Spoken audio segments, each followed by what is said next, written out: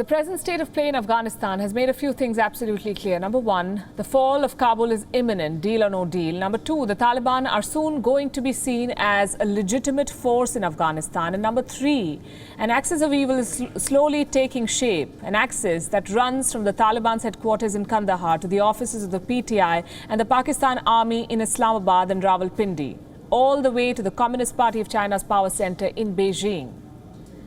You can call it a troika of tyranny and terror, a nexus that will upend the existing geopolitical dynamics in the region in Asia if it is not stopped in time.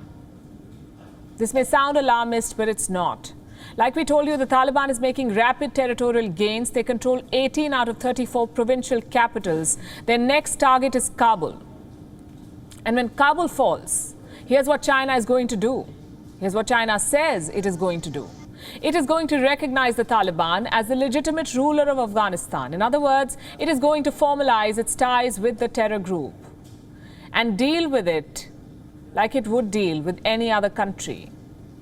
According to American intelligence, the Chinese military's assessments of the current situation in Afghanistan have prompted Communist Party leaders to prepare their strategy in advance. And this is their strategy: a formal recognition of the Taliban as the sole authority in Afghanistan.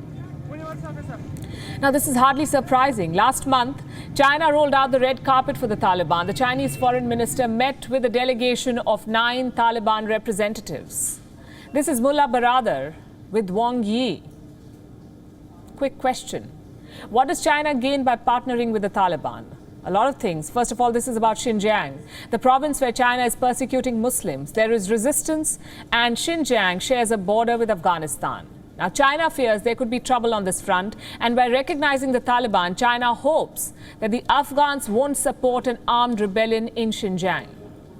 Reason number two, Beijing's big power ambitions, the Belt and Road project. The Ashraf Ghani government in Afghanistan has said no to BRI grants. The Taliban may not, because they will need money, and China would be happy to spend it for access.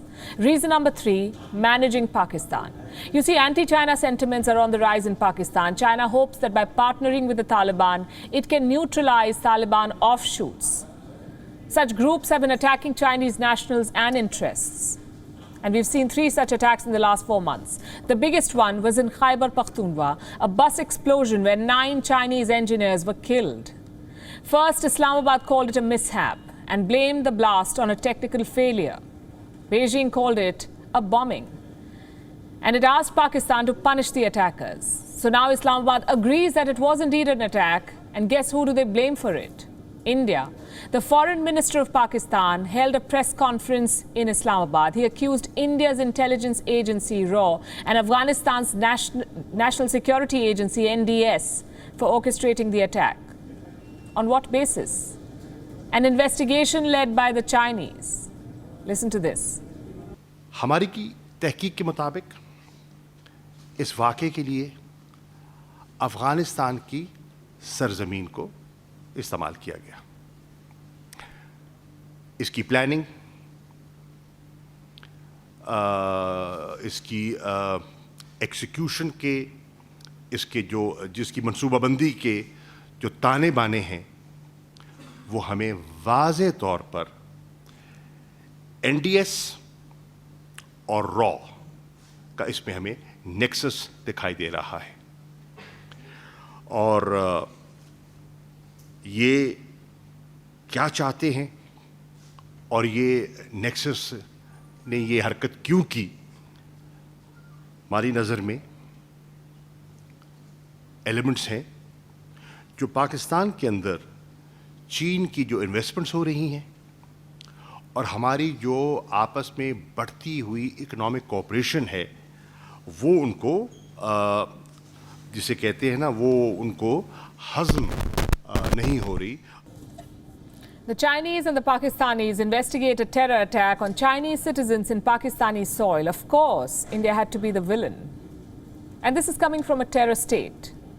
The thing is, credibility has never been Pakistan's forte. And unfortunately for them, their own leaders exposed them. Last month, a prominent Pakistani lawmaker revealed how Taliban terrorists continue to roam freely in different parts of Pakistan. And this month, another prominent political voice has exposed Islamabad.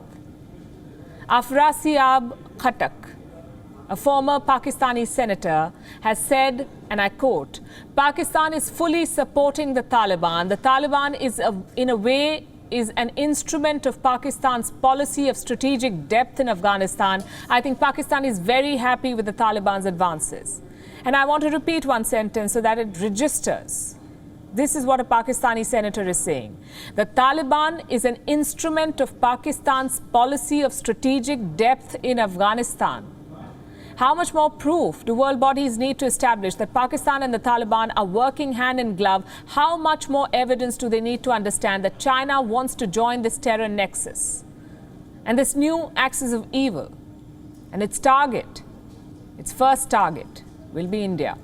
WION is now available in your country. Download the app now and get all the news on the move.